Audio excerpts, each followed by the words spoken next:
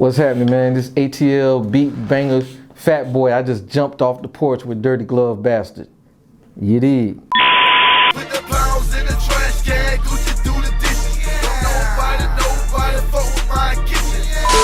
How much credit do the producers deserve for helping create the sound for trap music? Because I know a lot of the artists, you know, you always hear Jeezy, Gucci, and T.I.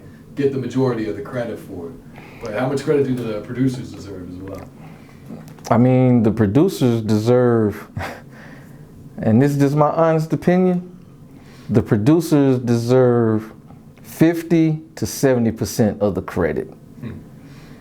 And reason being is because we were given the trap sound, the sound bed. The actual sound. We were given it, we created the soundtrack to trap, you know, and a lot of it was because we were double timing the tempos and using like the Phantom, the rolling Phantom keyboard, and taking a lot of EDM type sounds and double timing them and making them, you know, that's how we were getting a lot of those pulsating synths and all that.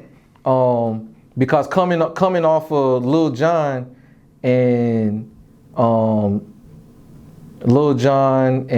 3 6 Mafia and Pastor Troy and all those boys back in the days, and Outkast and Goody and all that, it was like soulful and crunk and all that. So coming off of them, we kind of gave it like, you know, it was real synthy and bouncy. Yeah. You know, so, and dark. Yeah. You know, we went dark with it. Very dark. Yeah. So, you know, that, man, I mean, 50 to 70% of it goes to, because you also had to kind of change the cadence you were rapping with to fit those beats. You know what I'm saying? Like I said, my background was DJing. So I was always going to do something that was going to work in the club. That was just my mindset, regardless. Club. So no matter how dark it is on top, the drums are going to make you want to, you know, bounce or something like that. So yeah, man, I think, you know, I gotta give the producers 50 to 70% of the credit for that, man. I just feel like without that sound bed, trap would just be just another. Trap would have been connected to crunk. And it separated because the beats weren't crunky anymore. It was something else. Yeah. It was something else. It was more orchestral. It was opera.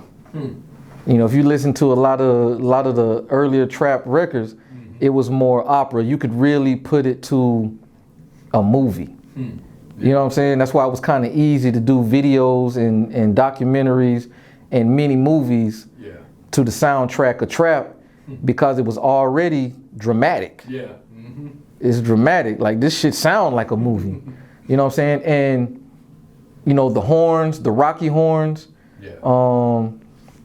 You know, me and Shawty Red were probably the most prevalent with the choppy, rocky sounding horns. You know, dun dun dun dun dun dun dun dun dun dun. You know, so even with that, you know, that's triumphant. Yeah. That's, we won. Yeah. Championship. You know what I'm saying? So that was you know, it was even though it was dark, it was still triumphant. It's like, yeah, we won the champ, we won the game. You know what I'm saying? So, man, I don't know, man. I might catch some flack for it. I don't give a fuck. Nah. 50 to 70%, man. Yeah. 50 to 70%. Because we didn't really know what we was doing.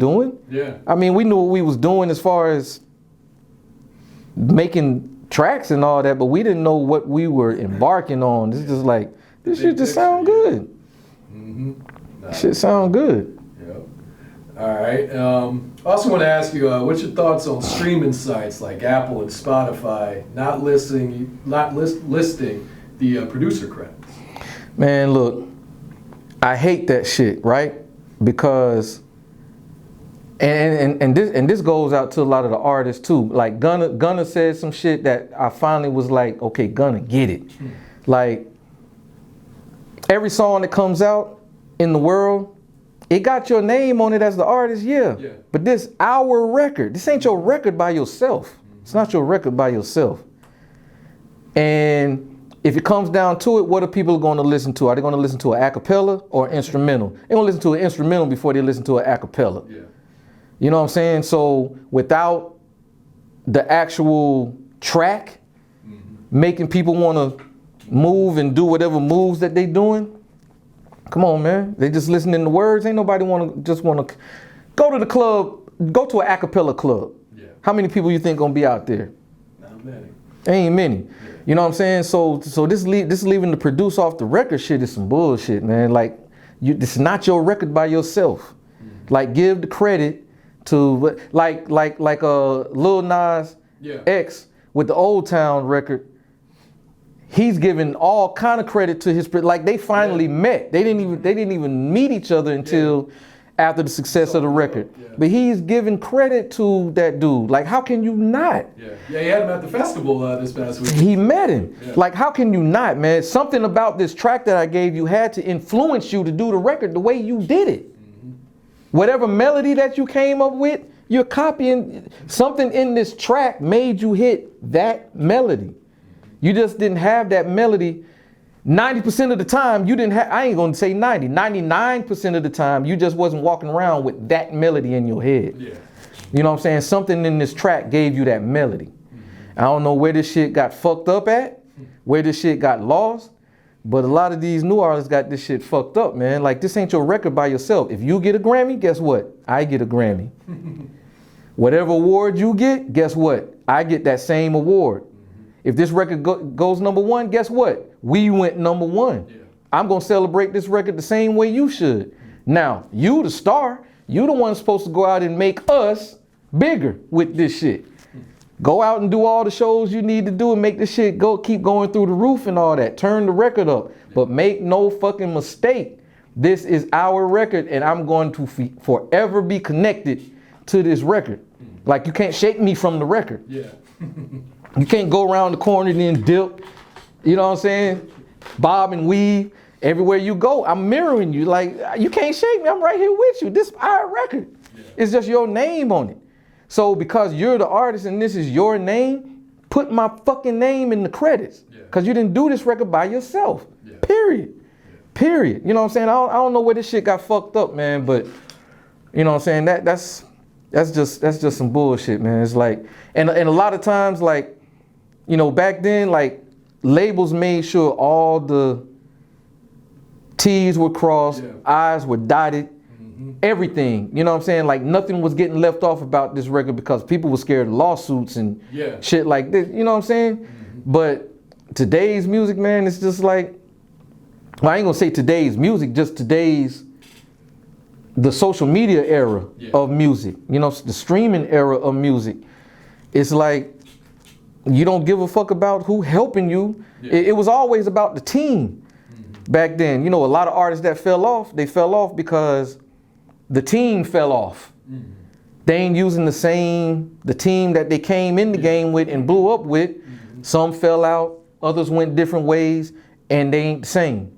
You know what I'm saying? It's always been about the team. So if you got a team, if you ain't doing this shit by yourself, whoever helping you blow, man, get a fucking credit. Because you ain't doing these records by yourself. And then people wonder why people fall off. It's probably because you fell out with somebody that helped you attain what you attained. Y'all probably fell out and shit ain't the same for you no more. You keep thinking it's about you. It ain't about you. It's about the team you came into the game with. That's how you was winning. You know what I'm saying? So yeah, you see how that's gonna turn me up because I think that's bullshit. So you put the blame on the artist for not getting the credit?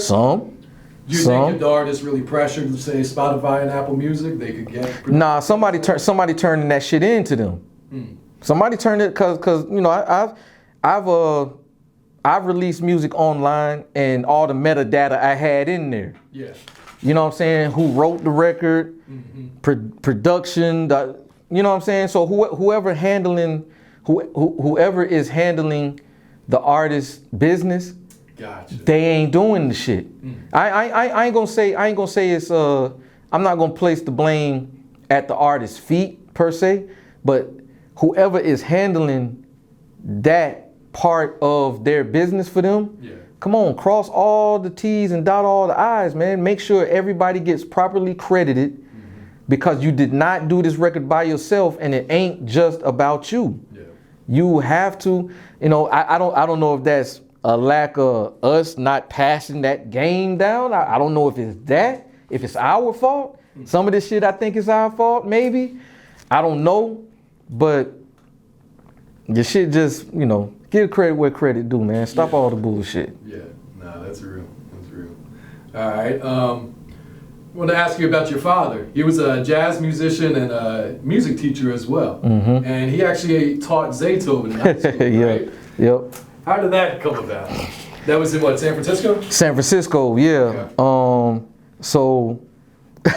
And when did you find out that he had taught him in high school? All right, so I grew up in, you know, my dad, like you said, he's a jazz musician. My mom, you know, she's a singer and all. So music was just, I mean, it's in my blood, you know, it's in my veins. Music is just there. So he put a trumpet in my hand when I was, you know, this big. So I started playing trumpet, started playing drums and all. And when I got to middle school, I got to his school. He was teaching middle school. Okay. So when I got to middle school, Aptis Middle School in San Francisco, my dad was my music teacher. So every day I had to ride to school with this nigga. See him go to class with this nigga. Go home with him. You know what I'm saying? Like, it's like I couldn't shake my dad. You know what I'm saying? It's like all this school, so all the acting up that I might have wanted to do, Out the door. couldn't do it. Pops right there. Yeah. You know what I'm saying? So, but Pops kind of, he wasn't the traditional music teacher. Like, he had elites in his class. Like if you had a certain skill set, you know, you just kind of leaps and bounds over the other students that was in the class, whether you recognize it or not. He would put you in his own elite band, which he called jazz band. It was called jazz band.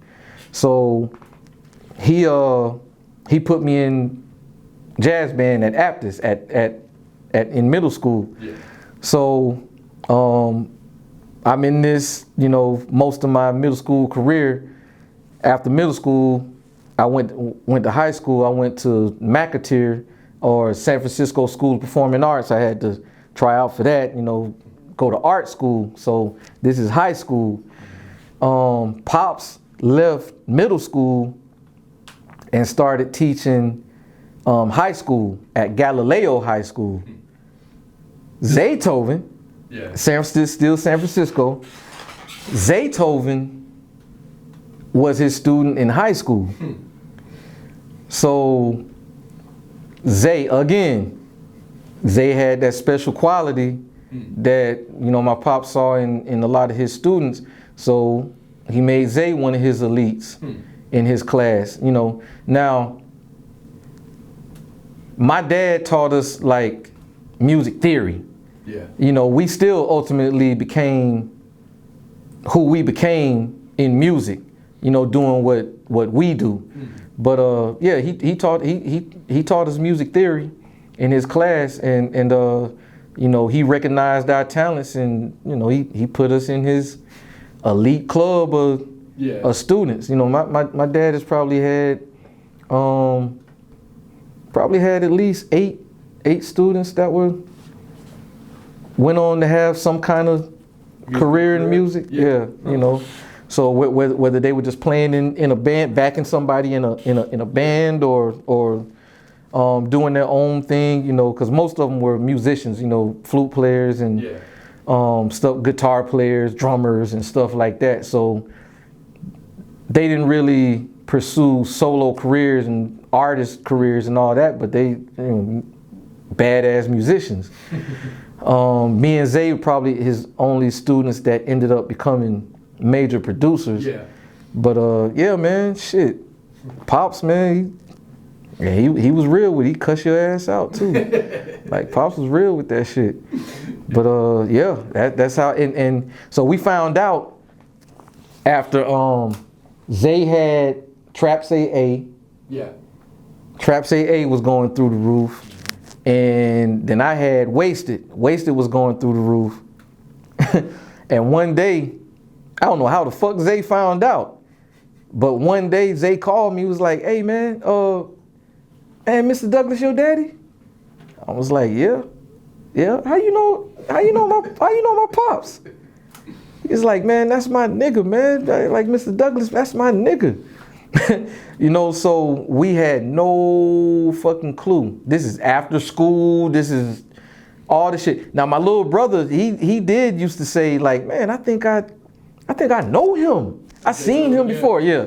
He used to tell me that all the time. And I'm like, you don't know him. It's like, man, I'm telling you, man, I seen him before.